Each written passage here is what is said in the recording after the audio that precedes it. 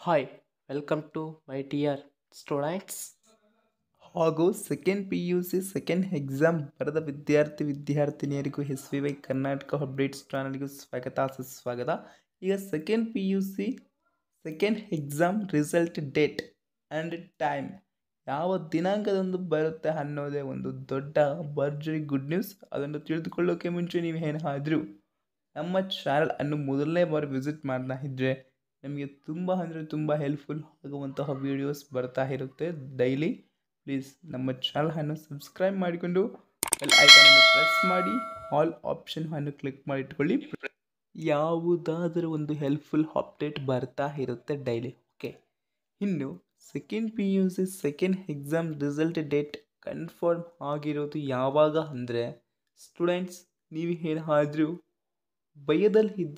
ಭಯದಲ್ಲಿ ಅಂತೂ ಇರೋಕ್ಕೆ ಹೋಗಬೇಡಿ. ನಾನು ಎಷ್ಟು ಬಂದಿರ್ತೀನೋ ಅಷ್ಟು ಬಂದಿರ್ತೀನಿ. ಇನ್ನು 3ನೇ ಎಕ್ಸಾಮ್ ಇದೆ, ಫೈನಲ್ ಆ್ಯಂಡ್ ಕೊನೆಯ ಚಾನ್ಸ್. ಅದಕ್ಕೆ ಧೈರ್ಯ ಇರಲಿ ಮತ್ತು ನೀವು ಚೆನ್ನಾಗಿ ಬಂದಿದ್ರೂ ಹೆದರ್ಕೊಳ್ಬೇಡಿ. ಓಕೆ, ನಾನು ಚೆನ್ನಾಗಿ ಬಂದೀನಿ ಅನ್ನೋ ಒಂದು ಧೈರ್ಯ ಇರಲಿ. ಯಾಕೆ ಅಂದರೆ ಕೆಲವೊಂದು ಸ್ಟೂಡೆಂಟ್ಸ್ ಧೈರ್ಯ ಇರಲಾರ್ದೇ ತುಂಬ ಟೆನ್ಷನ್ ಮಾಡ್ಕೊಳ್ತಾ ಅವರು ಆರೋಗ್ಯ ಅವರೇ ಕೆಡಿಸ್ಕೊಳ್ತಾ ಇದ್ದಾರೆ. ಅದಕ್ಕೋಸ್ಕರ ಆರೋಗ್ಯ ಇಂಪಾರ್ಟೆಂಟ್. ಮುಂದೆ ಏನನ್ನ ಮಾಡಬಹುದು ಅಲ್ವಾ, ಅದಕ್ಕೋಸ್ಕರ ಚೆನ್ನಾಗಿರ್ರಿ.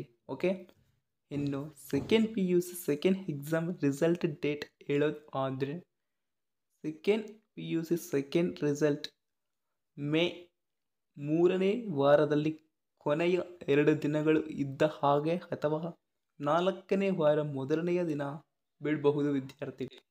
ಒಟ್ಟಾರೆಯಾಗಿ ಮೇ 23ರ ಮೇಲೆ 28ರ ಒಳಗಡೆ ಬಿಡ್ತಾರೆ. ಇದು 100% ಕಾನ್ಫರ್ಮ್. ಇನ್ನು ನಂತರ here's how to check your result ಅಂತ ಕಾಣ್ತಾ ಇದೆ. Visit the official website, go to kerrissults.nic.in ಅನ್ನುವ ಒಂದು ವೆಬ್ಸೈಟ್ಗೆ ಹೋಗ್ತೀರಾ ಕ್ರೋಮ್ ಬ್ರೌಸರ್ನಲ್ಲಿ. ನಂತರ second step, find the link, click on the link. ಯಾವುದನ್ನು ಕ್ಲಿಕ್ ಮಾಡ್ತೀರಾ? Second P U C result 2025 ಅನ್ನೋದು ಸೆಕೆಂಡ್ ಎಕ್ಸಾಮ್ ಅನ್ನೋದನ್ನು ಕ್ಲಿಕ್ ಮಾಡ್ತೀರಾ. ಸೆಕೆಂಡ್ ಎಕ್ಸಾಮ್ ರಿಸಲ್ಟ್ ಅನ್ನೋದನ್ನು ಕ್ಲಿಕ್ ಮಾಡ್ತೀರಾ. ನಂತರ enter details, enter your register number ಕೊಡ್ತೀರಾ. ಓಕೆ, ನಂತರ ನಿಮ್ಮ ಒಂದು ರೂಲ್ ನಂಬರ್ ಅಥವಾ ಕ್ಯಾಪ್ಚಾವನ್ನು ಎಂಟರ್ ಮಾಡಬೇಕು. ಆದ ನಂತರ ಸೆಲೆಕ್ಟ್ ಸ್ಟ್ರೀಮ್ ಅಂತ ಕಾಣ್ತಾ ಇದೆ. Choose your stream, science, commerce, arts, ನಿಮ್ಮದು ಯಾವುದಾದರೂ ಅದನ್ನು ಕ್ಲಿಕ್ ಮಾಡಿ.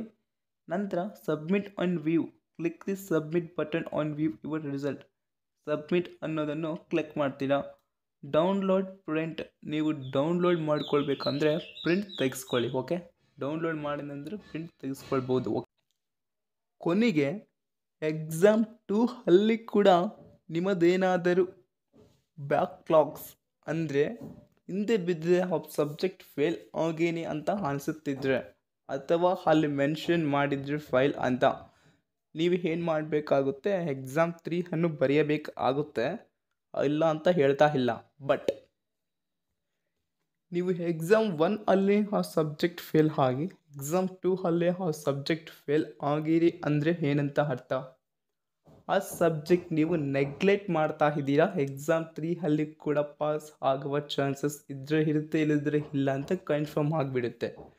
ಓಕೆ, ಅದಕ್ಕೋಸ್ಕರ ನೀವು ಏನು ಮಾಡಬೇಕಂದ್ರೆ ನೀವು ಆ ಸಬ್ಜೆಕ್ಟ್ ಮೇಲೆ ಫೋಕಸ್ ಈಗ ಈ ಸಬ್ಜೆಕ್ಟ್ ನಾನು ಈಸಿ ಇದ್ದಿದ್ದು 2 ತಾಸು ಓದ್ತೀನಿ, ಕಷ್ಟ ಇದ್ದಿದ್ದು ಮಿನಿಮಮ್ 6 ತಾಸು ಓದಬೇಕು ಅನ್ನುವ ಒಂದು ಗುರಿ ಆ್ಯಂಡ್ ಸ್ಕೋಪ್ ಇಟ್ಕೊಂಡು ಓದಿದರೆ ನೀವು ಆ ಸಬ್ಜೆಕ್ಟ್ ಪಾಸ್ ಆಗೋದು ತುಂಬ ಸುಲಭ. ಇಲ್ಲ, ನಾನು ಫಸ್ಟ್ ಎಕ್ಸಾಮ್ ಆ್ಯಂಡ್ ಸೆಕೆಂಡ್ ಎಕ್ಸಾಮಲ್ಲಿ ಹೋಗಿಬಿಟ್ಟಿದ್ದೀನಿ ಅಂತ ಅನ್ನಿಸ್ತಾರೆ, ನನಗೆ ಓದೋಕೆ ಆಗ್ತಾ ಇಲ್ಲ, ಆ ಸಬ್ಜೆಕ್ಟು ಹೇಗಾದರೂ ಪಾಸ್ ಆಗಬೇಕು, ಮುಂದಕ್ಕೆ ಹೋಗ್ಬೇಕು ಅನಿಸುತ್ತಿದ್ದರೆ ಇನ್ನೊಂದು ವಿಡಿಯೋದಲ್ಲಿ ಭೇಟಿ ಆಗೋಣ students. Thank you. Second P U C second exam ಬರೆದ ವಿದ್ಯಾರ್ಥಿನಿಯರಿಗೂ ಆಲ್ ದ ಬೆಸ್ಟ್. ನಿಮ್ಮ ಎಲ್ಲ ರಿಸಲ್ಟ್ಸ್ ಚೆನ್ನಾಗಿ ಬರಲಿ ಅಂತ ಹೇಳ್ಕೊಳ್ತಾ ಥ್ಯಾಂಕ್ ಯು. ಸಬ್ಸ್ಕ್ರೈಬ್.